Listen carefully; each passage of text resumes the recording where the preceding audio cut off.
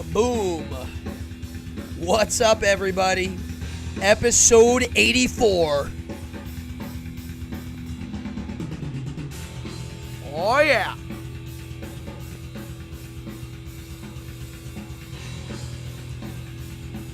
Let's do it.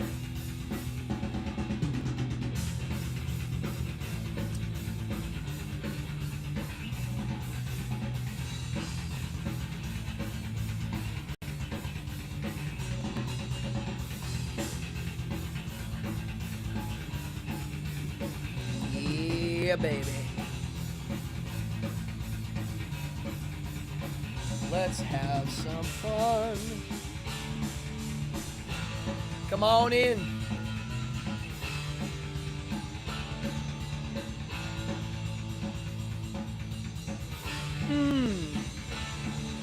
Oh, yeah.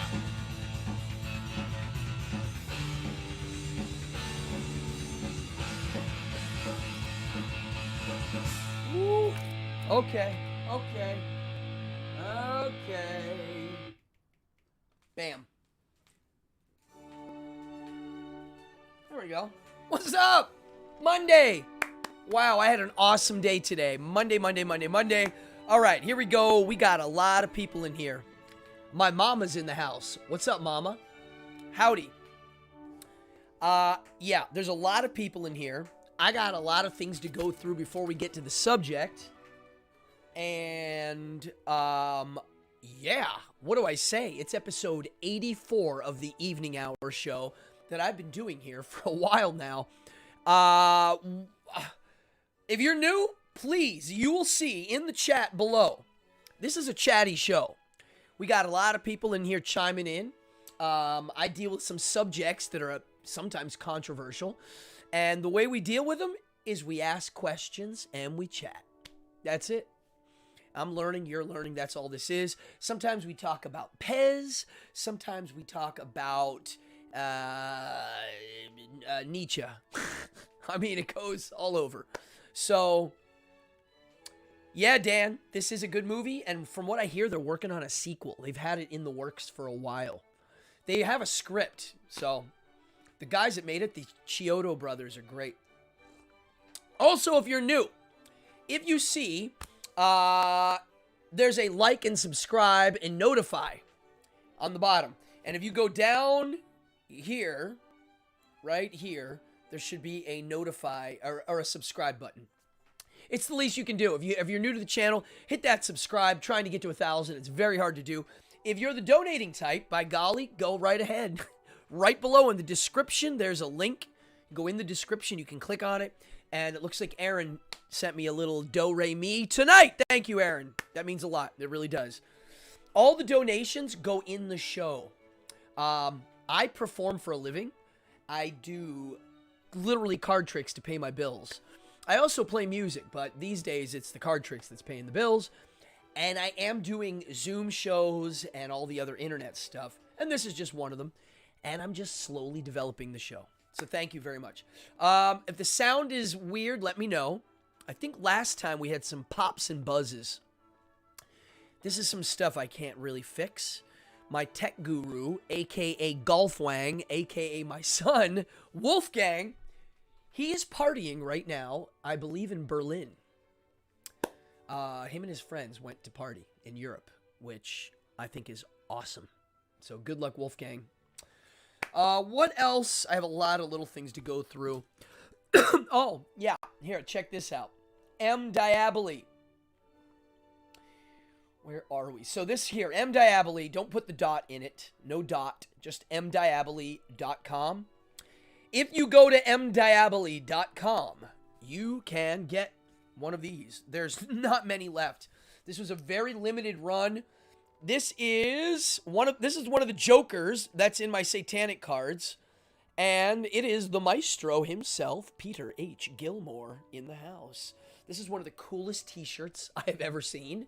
I'm not exaggerating. If I did not make this, I would have bought it myself. So these are on M. Diaboli. Very limited run. There's only a dozen of each size, and they're gonna go like that. They're about halfway gone. Not even, sort of. So, what else? Oh, Ruth's in the house. William's in the house. We got a lot of people in here. Aaron, Ruth, Mama's in here. Dan, Joel, Corey. If I'm missing somebody, I'm sorry. John. Yeah. Ruby's in here. Cool. What else? Ooh, yeah. So, last week on Thursday, I did not do my Wits End gig, but I did book go-go dancers to make sure something was going on, and I was kind of sad that, yeah, this artwork is gorgeous. Thanks, William. And I was sad that I wasn't there because Thursday nights at Wits End is literally one of my favorite nights of the week. And so I had go-go, but not the full show. And it's because my friend... Do I have his stuff here? Hold on, let me see something here. Where did I put it? Oh, yeah, here. So, my friend, about... I don't know, 5 months ago, was like, yo, I'm getting us tickets to see a show. I'm like, all right. And it was last Thursday. Now, my friend, I'm going to give him a little bit of a plug. Not that he needs my plug. But my pal is a guy named Paul Pope. Paul Pope is a comic book artist. I have a funny story to tell about Paul Pope. I was hanging out with him on multiple occasions because he was dating my friend. She was a performer, and he was around, and he was just a cool guy that we all hung out, and I got along with him right away. Anyway, turns out his name's Paul, and I'm like, Paul, you're in the comic book business, right? He's like, yeah. What's your last name? He's like, Pope. I'm like, Paul, you're Paul Pope? He's like, yeah. I'm a fan. I have all your stuff. I didn't know it was him. So we're friends.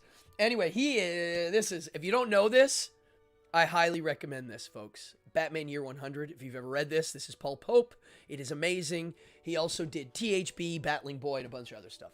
He's awesome. He's one of my favorite artists. Let me just show you one of his Batman. All right, so the dude's rad. Anywho, so me and him, he got us tickets to see David J. from Bauhaus and Love and Rockets performing at the Slipper Room. I'm like, yeah, all right, that's cool. It's where I work all the time. It's fun. So we got to do there. You can never go wrong with go-go dancers. It's true. I like that. That's a good t-shirt. So me and Paul went with his new lady, she was great. I never met her.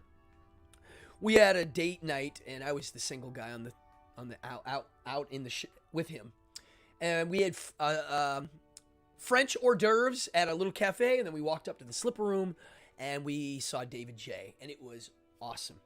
He played original stuff. He played funny stuff. It was more of an acoustic show, and then Saturday I saw the Wild Yaks play, local band that played in Brooklyn. They're very good. Look them up. Wild Yaks.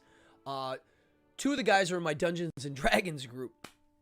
Oh, yeah, Joe. Okay. Yeah, you should meet him. He's a cool guy. He is a real artist. He really is. Well, I'll maybe pick up where Joe left off, and the next time you're in town, we can hang. Yeah, for sure. So I went and saw the Wild Yaks, and then Sunday I was at Slip Room. And guess who came? David J. and his entourage. They all came to see a burlesque show, and they picked the Sunday night show. And James, the host of the Slipper Room, is also the owner, and he was there, and it was great. What else? Toilet Boy news. Well, I do have some Toilet Boy news that I can't announce yet, but it's good news. I can maybe hint at it. Well, we are definitely booked to play already, and some of you know this. We are playing at Webster Hall with the Lunatics. Lunatics haven't played in over 20 years, I don't think, and this is a big deal for them, and people are flying from all over the world to see these shows, and we're playing the second night. We're opening for them. It's going to be amazing. The last time I played with Lunatics was in 1999 at the Whiskey A Go-Go in Los Angeles. That is so long ago. And so we get to play with them. And if you ever want to see something funny, look up Lunatics. Look up their video. They had an MTV video. I Don't Want You. And you will see a very young Cardone the Magician in that video. I am like 23. maybe. I look really, really young punk rock kid. Yeah, so that is all happening. And on top of it, there's some really cool Toilet Boy news. There's some things getting released that never really kind of happened, and it's happening. I can't say what it is. And there might be another show. Can't say when or where, but there's going to be another one. So for those of you, you'll know, I'll announce it here. You'll see it on my Instagram. You'll see it on all that stuff. It will be really cool. That's all I can say. I will say, yeah, I'm excited. That's what I'll say. Dan, yes, parting on the, yeah. So today I had a good day. Let's get to Monday and let's get this show because we got a couple more minutes of BS, and then I really want to hit this one hard. Oh, for those of you down under, I don't know if you know the West Hall UFO story. I wanted to mention that.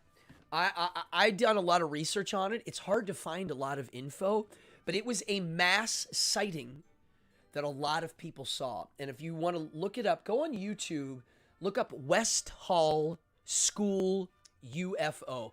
You will see, Australia. You'll see interviews of these people today. Some of them were in school when they were younger, and they're adults now, and they talk about it. And it is mind-bending. Something happened, and something was hidden. And about 200 people saw it. So, hard to hide that. What else? Oh, yeah, so today, I wake up, and I went surfing in not great waves. And the crowd was awful. I was actually getting a little aggro, because every wave had people on it clowning around. And when the good waves came, there's a bunch of people floating. And I wanted to mention the floaters today. I'm going to write that down. Floaters. Because if I don't know if Rick Sherman's in here now. We were talking about, was it Rick Sherman? Who was I talking with about floaters? I think Sherman. I think we were talking about floaters. Floaters for me are when you're in the water and there's waves coming here, and then you turn around to go. The entire inside, meaning close to the shore, is filled with people floating and waiting for something to happen, and they're not really going for waves, and they're just clogging it up. So there was a lot of floaters.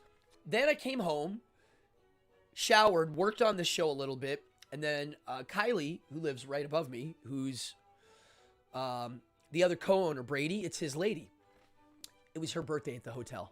So we had a cabana, and it was fun. So, yeah, the Rockaway Hotel is great. I've heard, and I'm not kidding, on the weekends, it's $900 a night.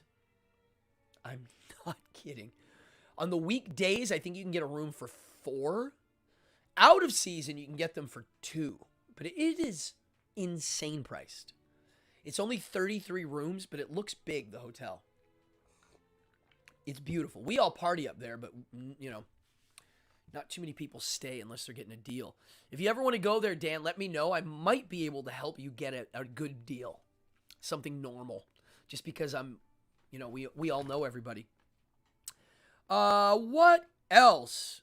Okay, let's get this on the road. And if I finish late, I finish late. If I finish early, I'm getting out of here. It's insane right now. Today, it's like hot, sweaty, beach, crowd, people drinking, people smoking pot, people listening to music. It is a full summer party day right there on the beach. And as the sun goes down, it's going to get better. And I think there's something going on at Surf Club tonight, and I don't know. So I'm going to if I end early, I'm out of here. But it might go late. Everything is nuts this year. Yeah, everything's nuts. You know, everything's always nuts. It just depends where you are and who you are and what situation it is. Especially if you go back in time. Imagine people like, oh, I'm talking about nuts in general. You're talking about hotels. Yeah, oh yeah, I'm sure. Yeah, did you ever think about that? Like, people think it's awful now. The world's ending. It's over. Things are terrible. Imagine being alive during the bubonic plague. Or being alive during the Inquisition when they're coming through your town. Yikers! I can't even imagine. Okay, today, let's get in the episode. This is episode 84, and I called it the 2-year Mori filter. Now, that took me a little while to come up with, that title, and I needed to give a name to something that I talk about a lot. And I've been talking about it for a lot. I've mentioned it here all the time, but I've never formally presented it. And I'm trying to do this formal presentation so that I can formulate my opinion on a notion that I've been messing around with in my head. Oh yeah, Dan, we're on. We'll party for sure. So check this out. The reason why I'm doing this is because people ask me, oh, how are you? I haven't seen you in a while. Like, I saw an ex-girlfriend recently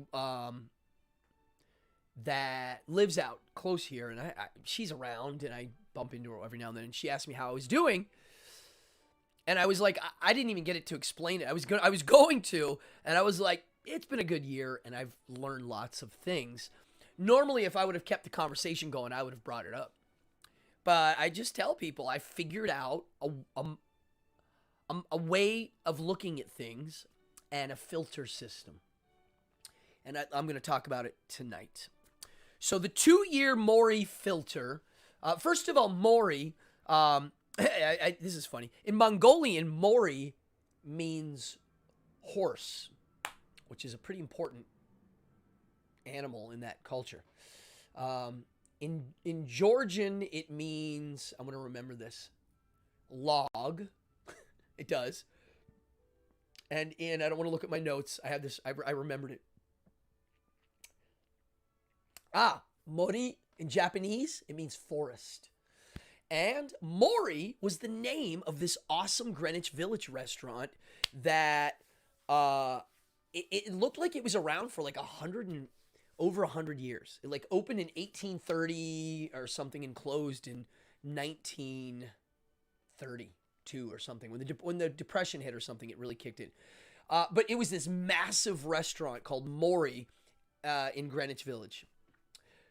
And so that's not what I'm referring to. I'm referring to it in its meaning of Latin for the word death. And a lot of people know the term memento mori, meaning reflect upon death or remember death is coming. Like, never forget this.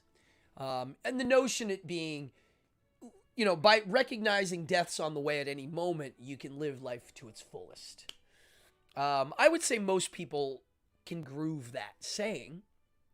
I have family members, and my mom is here, she'll attest, that it's like Neil Simon's play, Brighton Beach Memoirs, where every time they mention cancer, they have to whisper it.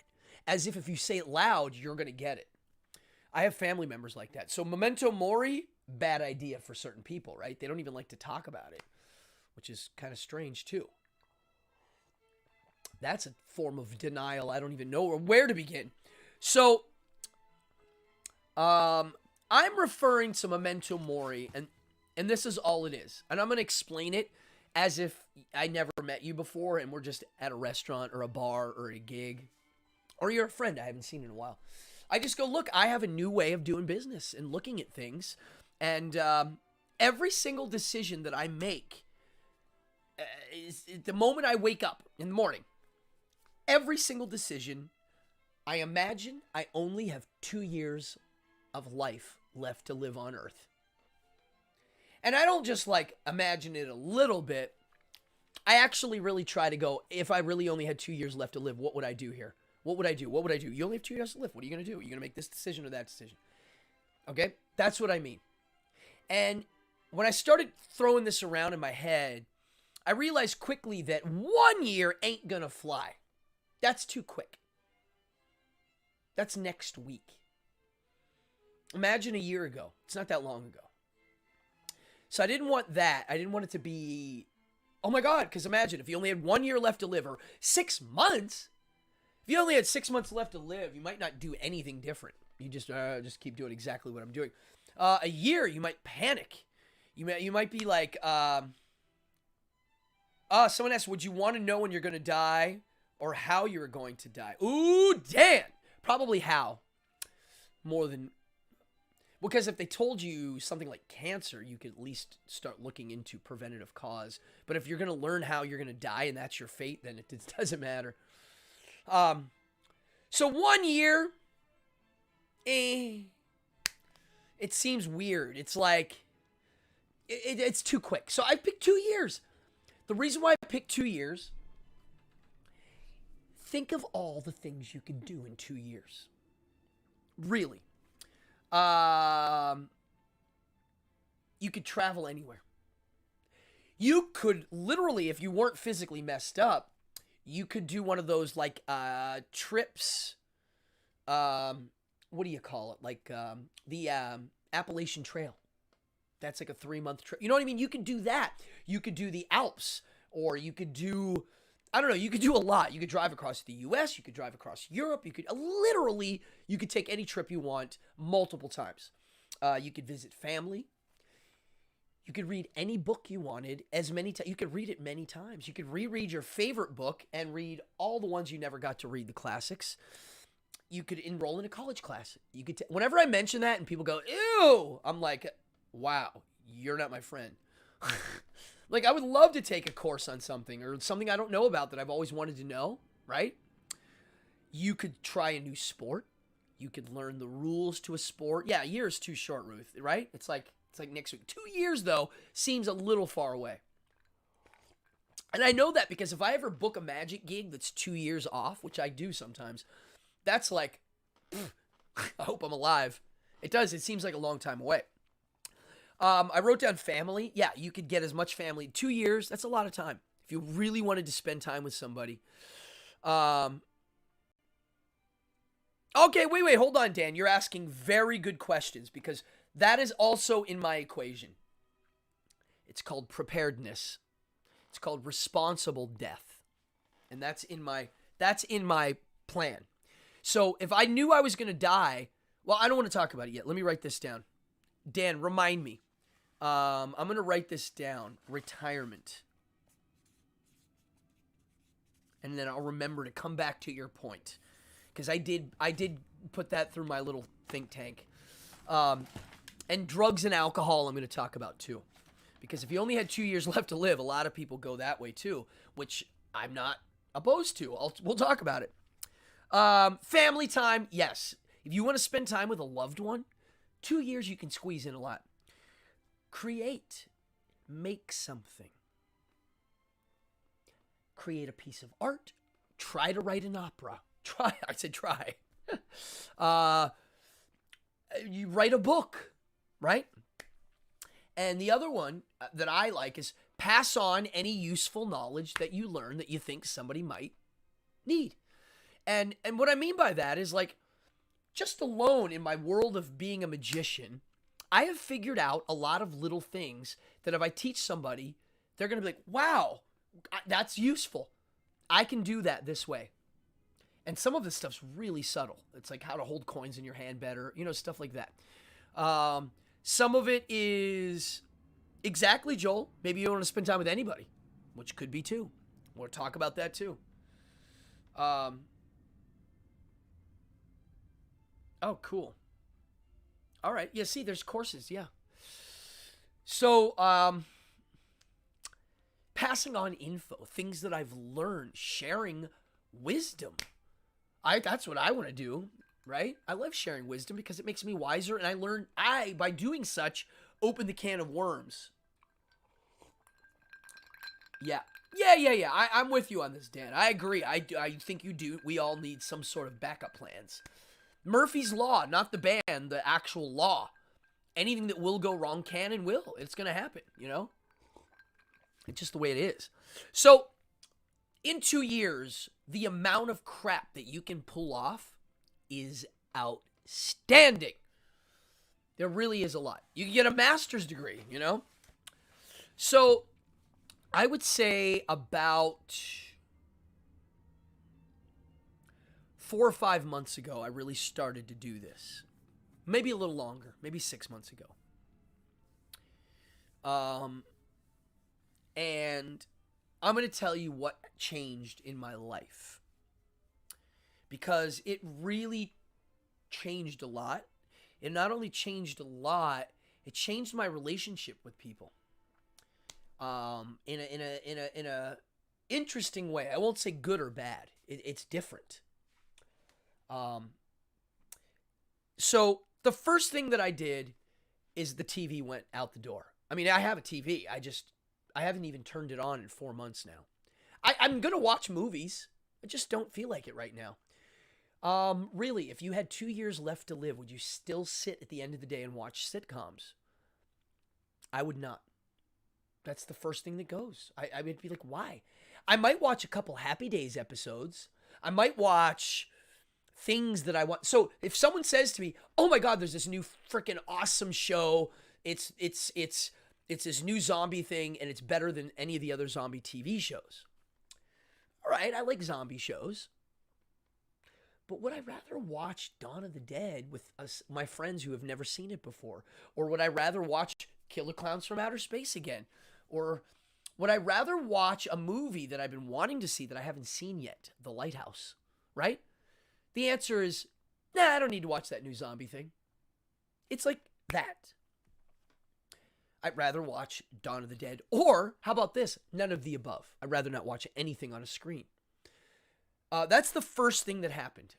And I don't know how to say it. I don't have a desire. It's like, it hurts me to stare at the screen and watch. When I see movies now, I'm like, if you haven't seen TV in 4 months, this might be the longest I haven't turned on any type of TV device in my house since I was born. And it's weird saying that. Now, I've gone a few months like traveling and stuff when I was younger without TV, but there's still TVs on and I would still sit and watch it with friends. You know, like if I was at someone's house. If I'm at someone's house and they really wanted to watch television, I would leave.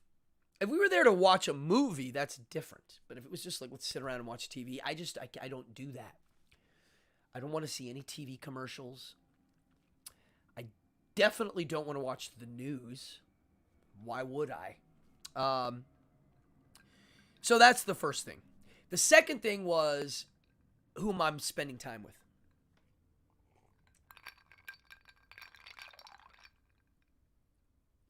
Yes, everybody read what Peter Benedetti just wrote.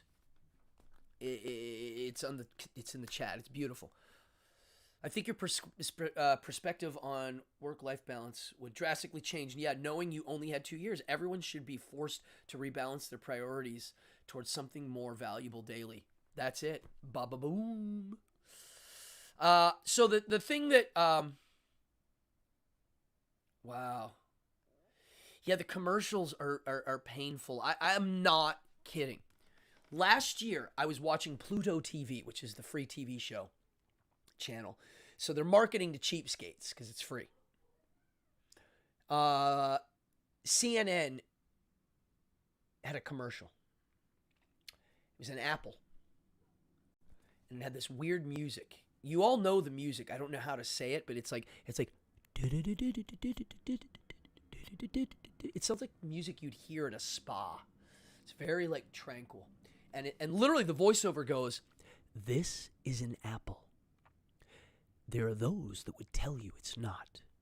We're telling you it's an apple. CNN, first in truth." I'm like, what? You know, they're trying to counterbalance the fake news. And I'm like, anybody that's doing it that way, to me, it's the con man. If you're coming from a con man point of view, it's like shocking. So, yeah, network TV is still legit, yeah. Oh, yeah. Oh, yes. So, yeah, TV, bye-bye. Now, who I spend time with was the next one. Friends. Who I actually go to visit, spend time with, chat, right? Less. The other thing is making sure I complete things. I'm crossing T's and dotting I's all day. That's the Stoic. I think Marcus Aurelius was the one that, like, when you go to bed at night, make sure you got your work done. And if you didn't, address it. The other one is telling people the truth, being honest. if you see something you don't like and it irritates you, I wrote a little essay today. I put it on Instagram and Facebook. But yeah, if you see something you don't like, you say something. And I wrote this down. You call out BS, but only if it alleviates the stress. If it's going to add to the stress, then no. It's stupid. Oh yeah, this is the one I forgot to. So that's is like what started to happen pretty damn quick with my decision making. I mean, literally, like it's like bam. Yeah, it's like it just happens, you know. And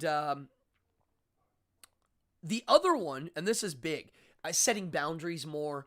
You know, people that I don't have time to hang out with, I'm like, look, I don't have time. I'm busy right now. I have a billion projects I'm working on all at the same time. And I'm juggling this and this and this, and I don't want to mess any of them up. Speaking of that, I got to write this down. See, I'm like in a very write down mode. Text, other show. I'm working on producing another show in Brooklyn, a weekly. Now, the other thing that it did, my 2-year filter, because it's a filter. I'm running it through a filter. It's not a plan. I was calling it my 2-year plan. I'm like, it's not a plan. It's just a filter. It's a Mori filter. It's like I'm filtering it through this death filter. It's like, no, you're going to die. What are you going to do? It did something, and it's funny because we've all known people that have time to live, not long. We've met people that have a year lived, 2 years. My buddy's mom got 9 months, I think, with the pancreas cancer, which is shocking. 9 months? Whoa, that's like next week. A lot of people that I know that I've heard when they're dying and they only have like a year to live, one of the things that they all share is it's hard to sleep. They're kind of excited. They don't want to miss anything. Especially if you get one of these illnesses where you're not that sick. You're like, I feel fine. What do you mean I have a year left? And they're like, you got this thing. So,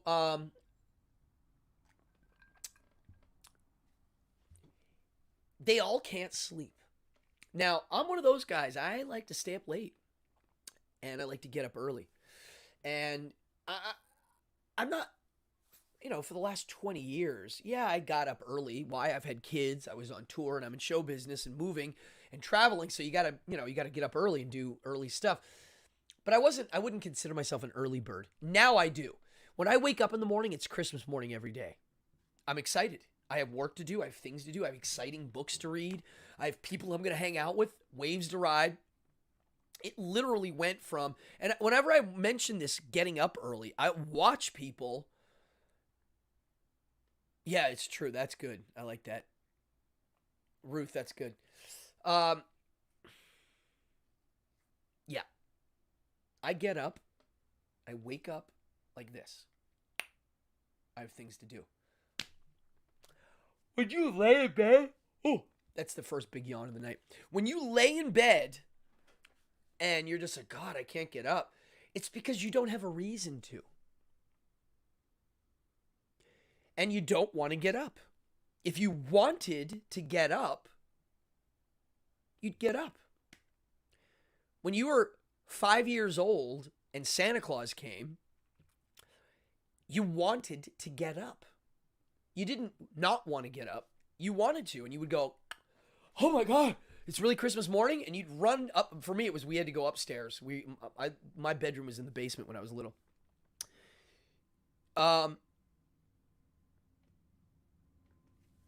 Life is short. Why am I about to do this? Interesting. You question yourself, like, why? Life is short. Why?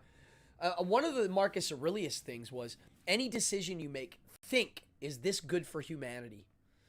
If you have to pause, like, then really reevaluate it before you do it.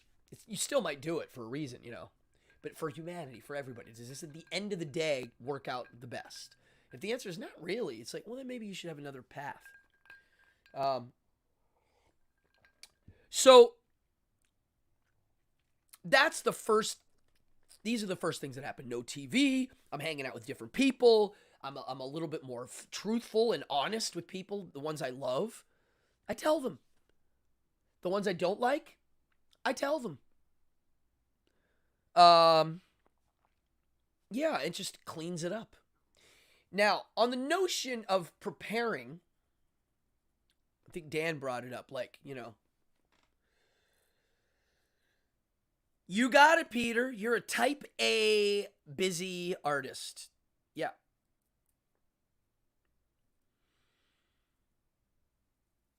Yep, you're right. The cave people, they got up like that. Well, they had tigers trying to eat them. If it makes you happy, it's good for humanity. Yeah. That's funny. Yeah, something to look for. I do have something to look forward to every day. And even if I was sick, if I could listen to something or I could read something, I would always have something to look forward to. I always thought if I went blind, I am a very big fan of radio dramas, and they're all online now. Major fan, and that's endless entertainment. There's thousands upon thousands of hours of radio shows that are really good from the 20s, 30s, mostly 30s and 40s and 50s. There's some 70s ones that are good. CBS Radio Mystery Theater. Primo. So let's talk about this. 2 years left to live, just partied away, blow your money. Well, not me. I got a house that I own with a couple friends. I have kids.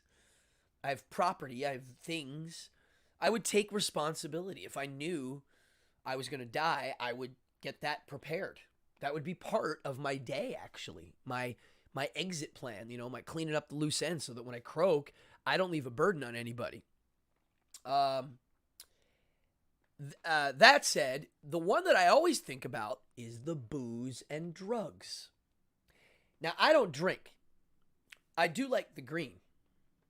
The green doesn't get in the way. The green makes my muscles relax. And if I do the rub, it goes in, and it's just, I can't, you know, I love it. It's the medicine that the doctors wouldn't give me in the old days, and were trying to give me some toxic stuff. But booze slows me down. Booze also makes people do weird things. Now, don't get me wrong, I miss the taste of certain drinks. Oh, yes, I do. I loved Jägermeisters, and I like dark beer. You know, there's certain things that I really miss. I like Italian liqueur, like after dinner. I do like that smoky whiskey taste too. But if I had 2 years left to live, I don't want to do it drunk. Now, maybe if it was getting really close to the end and I was in pain, yeah, maybe. But right now, I'm very productive. Like, let's literally say I've got 2 years left to live. I'm right now very productive. I'm getting a lot done and I'm having fun. Booze would slow that down, as would heroin and all the other hard drugs. That to me is not fun. I've evolved over that being fun. Going to a party and dancing all night, yeah, that's fun. So I'm not going to do that in... I'm such a dude. Yeah, bourbon is a beautiful drink, and I know millions of people love it, and my friends all love it. It for me, artistically gets in the way. I can't do it. And I want to have a clarity at the end, because I want to learn as much as I can, or teach as much as I can. Yeah, I haven't had a drink. Let me think here. 28 years. Tonight's root beer, not beer. Yeah, I'm not a fan of the booze. It just gets in the way. I've seen it ruin lots of lives, as some of you have too. And I know a lot of people that if they have a little bit, they Jekyll and Hyde. They're a different person. It affects certain parts of your brain that make you snap. So I'd prefer not to. So me, personally, not anybody else, that was one of the things that my filter actually adds to it. You know, it makes it more powerful. Like, yeah, you don't need to drink. I have here written down, actively apply. Huh. You gave it up for the pandemic. Wow, Ruth, that's a beautiful thing. A lot of people did the opposite. They increased. You were a whiskey drinker? I liked Jägermeister. I like sweet crap. Now, the thing about this model, I do talk about it a lot. this filter system. The Mori filter system gets discussed a lot, and I get to watch people's reactions to it. Most people, it to me doesn't seem that weird. It's a very, I can't be the only person that does this. It's just, I'm wording it this way. There's other people that do it that'll thank you, everybody. Yeah. Yeah, I would not have been able to go on tour with my band being a boozer. That would not have happened. Yeah, a lot of people increase their marijuana and drinking. I mean, I get it. Of course. It is a depressant. Yeah. And if you are depressed, it is an amplifier. It does. I talk about this a lot. And one of the things that you're doing by talking is you're applying it. You're activating it a bit by talking about it. You guys remember I did Behind the Devil's Curtain, episode 7, maybe? Or 3. It was called Dream Warrior. And it was about what we don't talk about sleep. And one of the things was I wanted to talk about getting into the outer body experience, lucid dreaming experience. And one of the ways you do it is you trick your subconscious. You, throughout the day, you stop and you go, all right, I'm going to count my fingers. 1, 2, 3, 4, 5, 6, 7, 8, 9, 10. Am I asleep? I'll count them again. 1, 2, 3, 4, 5, 6, 7, 8, 9, 10. I'm not asleep. Eventually, when you are asleep and dreaming, if you have the habit of doing this, you'll do it in the dream. You'll go, all right, am I asleep? 1, 2, 3, 4, 5, 6, 7, 8. Oh my God, I'm dreaming right now. Normally, for me, when that would happen, I kind of snap out of it. Occasionally, you can string it along for a little bit. To me, that's what this is. When you're talking about it a lot, you end up applying it a lot more. I was at a venue last Saturday. I met some complete stranger, and he was a philosopher. He loved going down these holes. We got into the free will, the nature of reality, the whole thing. And I brought up my 2-year filter, and he was like, he got it. Right away. Oh my God. I'm sorry, folks. I've yawned now 3 or 4 times. It's terrible. I was at the pool all day, and I surfed in the morning. So my eyes have that salt water. Anybody ever done this where you're in the water all day? Your eyes feel kind of burning. So, yeah. Watching people react, I would say most people have a positive, wow, that's a great idea. Now, are they going to try it? Probably not. But they might apply some of it. I'm on the trip of turn off your TV. I think even Anton LaVey said it. The most satanic thing you can do is turn your TV off. I actually think he said that. Ruth, anybody out there? Anybody? Where is that written in? What? Who? What? Where? When? Why? Not who. We know who. Pretty sure that's. I think it might be in Devil's Notebook. I don't know. At any rate, I agree.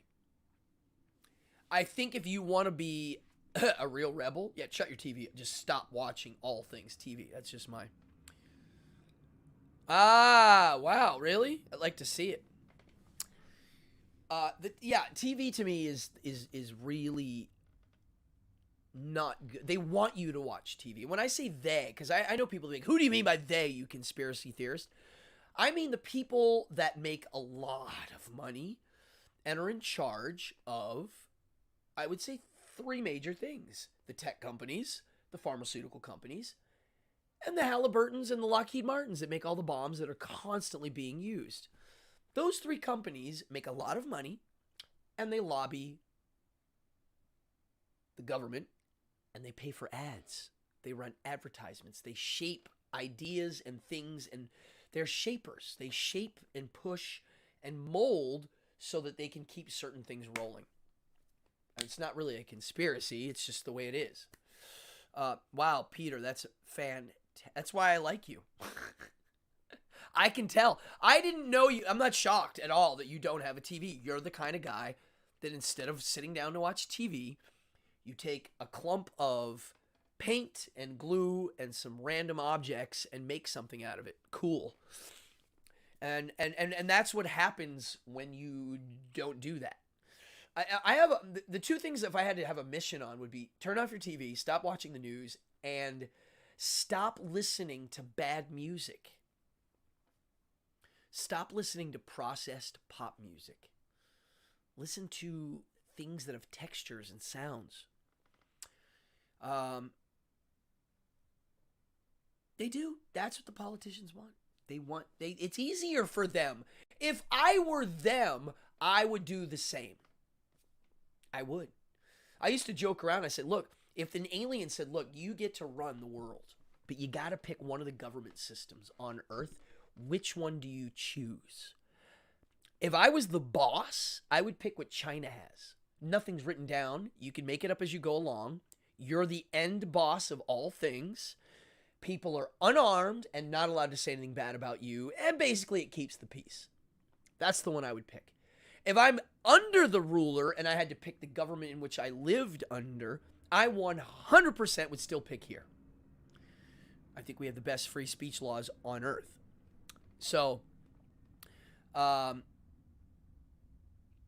I always thought that was a funny way to look at it. But yeah, if I'm the boss, so that's what I'm saying. Like, if I'm a politician trying to make rules, I don't want anybody to have guns. I don't want to be afraid of my constituents. I want them to be afraid of me. And I think it should be the other way around, just like the cops. Where everybody's afraid of the cops, it should be the other way around. The cops should be walking on eggshells all the time. The argument is it hinders their job by doing such. Okay, well then you got to gain our trust back. Now, I'm not saying all cops are bad. I'm just saying on the general note, it's got a stain on it now. So, yeah. And my thing with police officers is very simple because I live in a very cop area and I know a lot of policemen. I know them personally. Men, women, gay, straight, all of the above. I know a lot of police, black, white, Asian.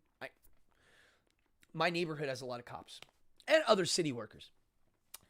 And I don't think all cops are bad. And I personally don't think the police system is bad. The system. I know there's a debate there, but I personally don't. I think it attracts certain types. And in that gambit of types that it attracts, you've got good cops and bad cops. The problem is the good cops turn eyes to the bad cops. To me, there's the problem. And the other part of the problem is you have who's attracted to that job. Stop and think about the type of characters. Now, people always go, the bully. Bullies are attracted to cops. But so are the victims. They are too. And so you have a victim, you have a bully. The victim he's tired of getting picked on, now he's going to do the picking. And the bully, he likes picking on people and being the authority and know-it-all. What happens when you put those two characters together in a police car and they make friends? So, yeah. Tyler Mineco. Cardi B, musical genius. Yeah. Yeah, Cardi B, I would not put her on the musical genius category. I'm a David Allan Coe fan. I wouldn't even put him on the genius category. I'd put him on, he's great, and I love him. Musical genius, I don't throw that around lightly. I save that for the Mozarts. But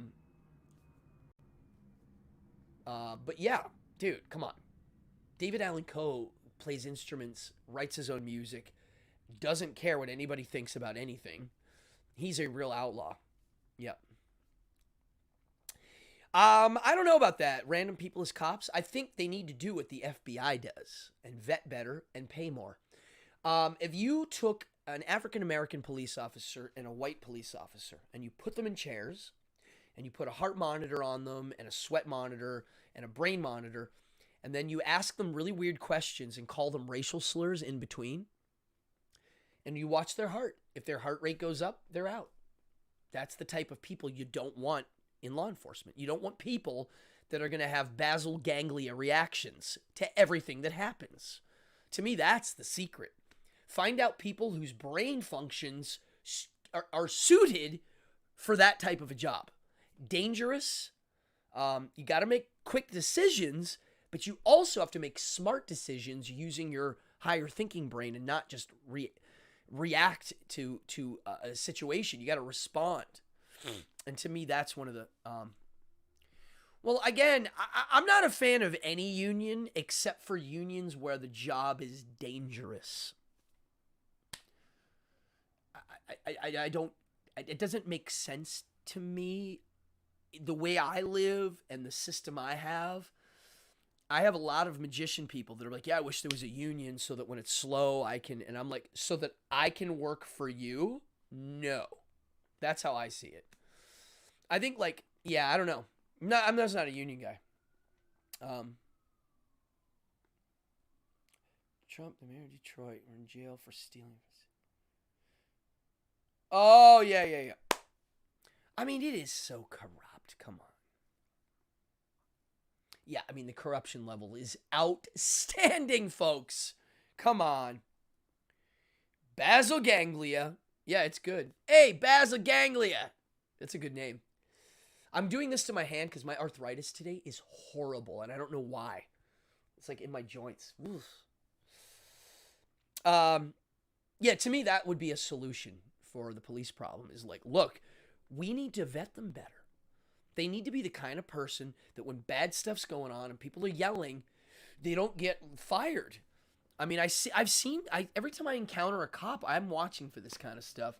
And I have some tricks to get out of police interactions, psychological tricks. There you go. 90% of SAG actors haven't worked in decades. So why are they in a union? Why is there a union? Oh, because the actors were getting exploited. No, the actors that didn't have enough balls to say this and really do it their way, you know, they had to unionize, I guess. But I don't know. If you're getting forced to do dangerous work, you know, coal mine gigs and stuff, they need an overseer, I guess, you know, because it is dangerous. Today, we got mug root beer. Yeah, the police union. So one solution with the cops is make them all get their own insurance.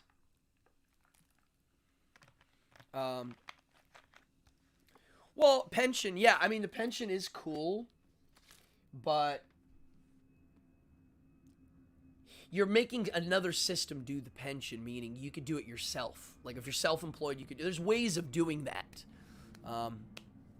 Health insurance. What do you need a union for health insurance for? If you need a union to get health insurance, that means the health insurance problem is messed. That's the health insurance problem. Like, that's crazy. I love Mug. Yeah, you're right. I mean, that's why people have unions. It's kind of worked its way into the system now, and it's like, oh, this is how it works. And I don't, you know, it's hard to refix and retool it all. I mean, watch gangster movies on how the union works, and you're like, wow, that's how it works? Yeah, I don't have any answers, just lots of questions, and I try to frame it in a positive way so that I can get the most out of it. And if I use my 2-year filter on any of this stuff, my decision making is crystal clear.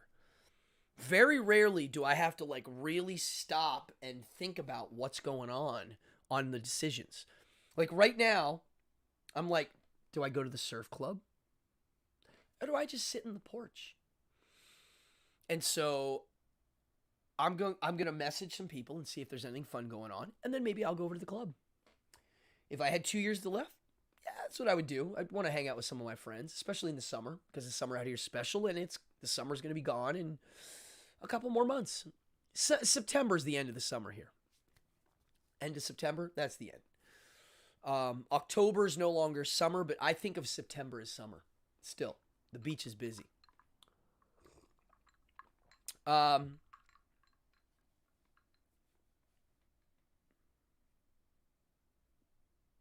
Yeah, dude, the union corruption is really crazy.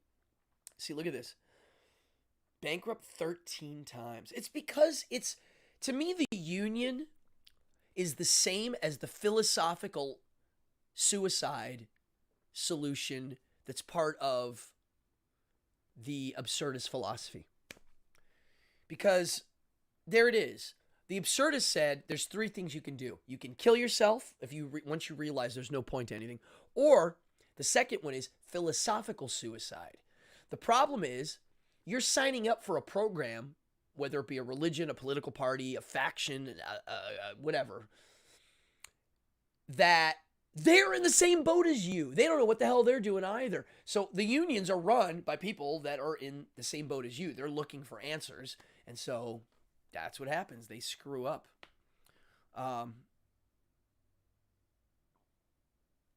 They do shady. Well, I get it too. Yeah. I mean, if I had to pick, I guess at the end of the day, yeah, I would go for the union gig in the modern context of what that means.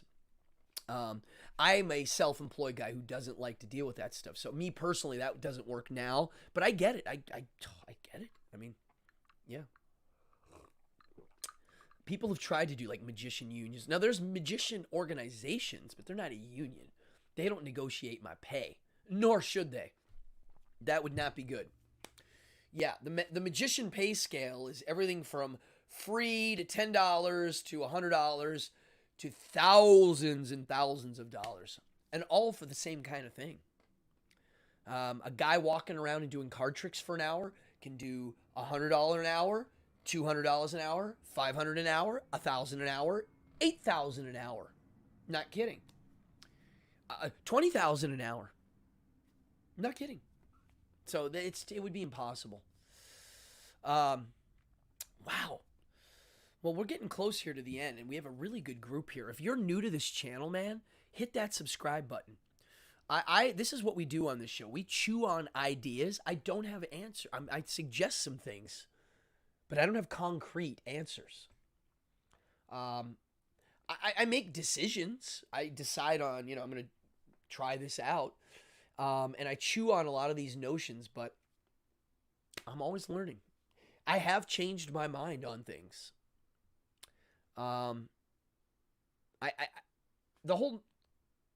We've all met people that don't change their minds. And I won't change my mind unless I'm convinced of otherwise. And I try to keep it as open as possible. And read as much, question, and debate. If I think I know something's true, I try to debate it a bit, because through the debate, I might realize one of my logical fallacies. And any logical fallacy that pops up, I want to tear it apart again. I want to look at it more. So, labor unions? Yeah, I'm telling you, it's all crooked. All of the above. As soon as you put a large group of people together to do something, there's going to be problems. We're supposed to be in little tiny tribes living in the jungle. You put a large group of people with lots of money involved, and you are going to see some corruption. Now, I learned something recently, that if you take a lot of people, let's say a cause that we can all agree on. I'm not going to say what that cause is, but let's just say it is the Gabubel Dachka. And we all think that the Gabubel Dachka should be painted red. And we're going to have a rally and a parade. And we all think and know, and I'm being honest, that the Gabubel Dachka is a good thing for everybody. And we can pretty much all do that. There's people that think it's bad, but most of us, the normal smart people, whatever, we think that. Well, when you put us in a group or a parade, all of our good ideas are there, but our brain function changes. We go into a different zone. Why? Because we're in a group. And our identity in a group starts to do things. It's not the same. You're not the same person once you're in that group. You think you're the same. You feel like usually better. And, yeah, you know what I'm saying. Wow, we had a solid group in here tonight. Anybody that donates, I see Aaron donated. Thank you so much. There it goes in the bin. And anybody watching, look down below on the bottom of the screen on the right, down here. There's a little button, and if you hit it, you can subscribe. Wait, let me. It's like Oh, I see where it is. It's here. All right, here, hold on. It's like right here.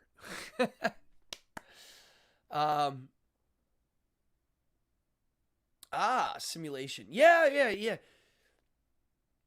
The nail that stands too high will be hammered down. Well, that's when you get in a group of people.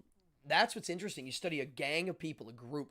The demagogue pops up, right? He runs the show. Underneath him, you have this group of people. It's moving. It's the people. Every now and then, the little alphas pop up throughout the scene. Yeah, it's group dynamic is interesting. I'm used to dealing with group dynamic in a performance setting where I am the guy, the demagogue. It's me. I'm on stage, or it's me and a bunch of kids. You know, people always, though, like, you know, you do kids parties. Yes. 20, 30 people in a living room. Yeah, I'll do that. I've also done 1,800 kids in an auditorium, and they're easier to control. Way easier. The herd really is a herd, and they feed off of each other. So if you can get a little bit moving, you can feed it and control it. 30 kids, 20 kids, harder to do that with. Interesting. Folks, my name is Cardone. You're all watching Evening Hour, and I love doing this show. I try to be as honest as possible, and if I said something that doesn't make sense, let me know. If you have an idea of something you'd like to see more of, shoot me a message. I am accessible on Instagram. Cardone Magic. One word. You can message me there. Oh yeah, Stanford Prison Experiment. I should do a show on that. That's cool. I love this. Guys, if you're new to the show, go read the comments. Or it's on the side, yeah. Great stuff. Smart group, fun group, open-minded group. And it's an honor to be here and do this. I'm going to try to do Wednesday. Wait. Hold on. I might have another gig on Wednesday. Hold on. I'm still busy. I don't have a gig on Wednesday, but I'm not sure yet. So, if you don't see me Wednesday here, there is a small chance I will be here on... No. I'm not here on Friday either. Next Monday I'm here, but maybe Wednesday. So, I'm going to take us out. Thank you, Ruth. Thank you, Ruth. It means a lot, really. And everybody, Ruth just put out a book. That's right. A big one. She is the editor, publisher, and wow. Ruth, I would say drop a link in. I don't know if you can do that. I'll leave it on. I'm going to play the outro video in a little bit if you drop the link in. And if not, just do it next time. My name is Cardone. 84 episodes, folks, of this show. You guys rule, and I'm out of here. Party on, Wayne.